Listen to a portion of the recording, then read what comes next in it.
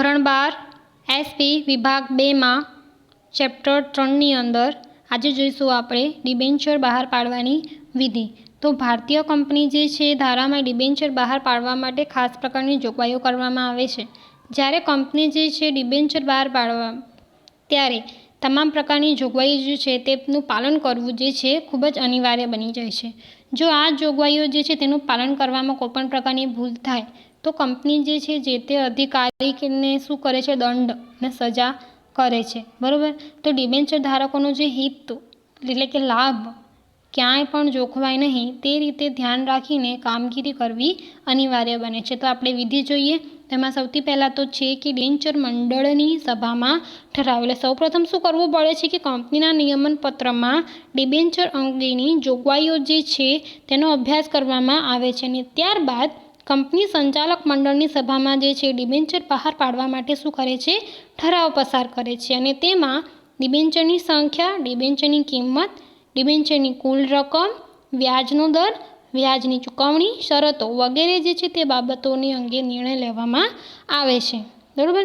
હવે આપણે જોઈએ બીજો મુદ્દો કે કંપનીની સામાન્ય સભામાં ઠરાવ, એટલે કંપની જે છે ડિબેન્ચર બહાર પાડી જે નાણાકીય ભંડોળ જે છે ભેગા કરે છે, એકત્ર કરે છે તે કરવા, બરાબર, તેના કારણે ઊંચીની મૂડીનું જે પ્રમાણ જે છે મુક્ત અનામત ભંડોળ કરતાં વધી જતું હોય છે તો અથવા તો સત્તા મર્યાદાથી વધારે રકમના ડિબેન્ચર જે છે બહાર પાડવાના હોય ત્યારે કંપનીની સામાન્ય સભા જે છે બોલાવી સભ્યોની સંમતિનો જે છે એ ઠરાવ કરવામાં આવે છે, બરાબર।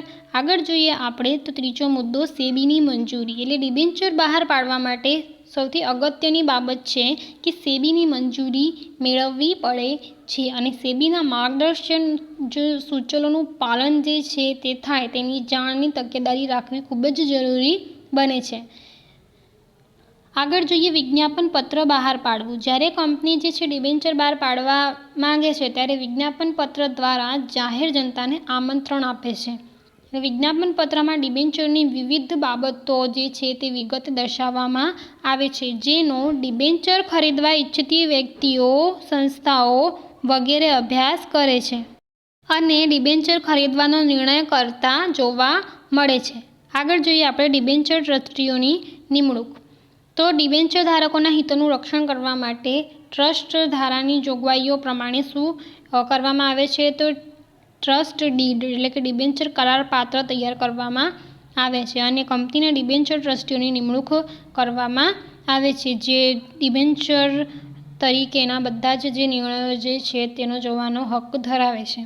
આગળ જોઈએ આપણે બાંહેધરી દલાલો સાથેનો કરાર, એ કંપનીના સંચાલકો ડિબેન્ચરના ભરણા સંદર્ભે બાંહેધરી દલાલો સંસ્થાઓ સાથે જે છે કરાર કરવા માંગતા હોય છે તો તે આ તબક્કે કરવામાં આવે છે, એટલે બંને પક્ષે જે છે એ શરતો નક્કી થાય છે। એટલે કંપની સંચાલન જે છે ડિબેન્ચરના ભરણા એટલે જે બી ભરણા જે છે તે સંદર્ભે બાંહેધરી દલાલો જે છે સંસ્થાઓ સાથે જે છે કરાર કરવા માંગતા હોય છે તો તે તબક્કે જે છે કરવામાં આવે છે। હવે જોઈએ આપણે આગળ શિડ્યુલ્ડ બેંકમાં ખાતું ખોલાવવું, એટલે કંપની જે છે ડિબેન્ચરની અરજી અને નાણાં સ્વીકારવા માટે શિડ્યુલ્ડ બેંકમાં ખાતું જે છે ખોલાવવું પડે છે જે જરૂરી બને છે, એટલે શિડ્યુલ્ડ બેંકમાં ખાતું ખોલાવવું અનિવાર્ય રહે છે।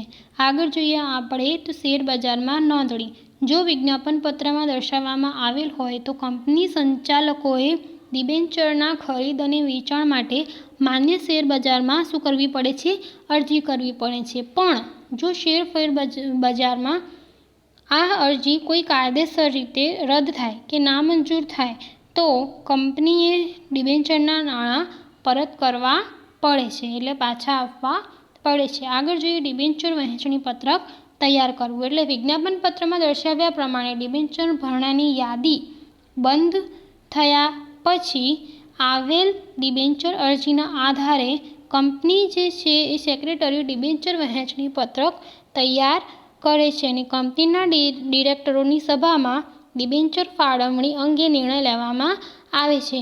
કોને કેટલા ડિબેન્ચર ફાળવેલા છે અને તે નક્કી થયા પછી ડિબેન્ચરના પ્રમાણપત્રો જે છે એ મોકલવાની કાર્યવાહી કરવામાં આવે છે। આગળ જોઈએ ડિબેન્ચરના પ્રમાણપત્રો. તો કંપનીએ જો ડિબેન્ચરના નાણાં હપ્તાથી ચૂકવવાની શરત રાખી હોય તો પૂરા નાણાં ચૂકવ્યા પછી અથવા જો ડિબેન્ચરના પૂરા નાણાં ભરપાઈ થઈ ગયા હોય તો તેમના ડિબેન્ચર પ્રમાણપત્રો કંપની સેક્રેટરી તૈયાર કરે છે અને કંપની ધારાની જોગવાઈ મુજબ નિયત સમય મર્યાદામાં ડિબેન્ચર પ્રમાણપત્રો જે છે ડિબેન્ચર ધારકને મોકલી આપવામાં આવે છે. તો આ હતી ડિબેન્ચર બહાર પાડવાની વિધિ.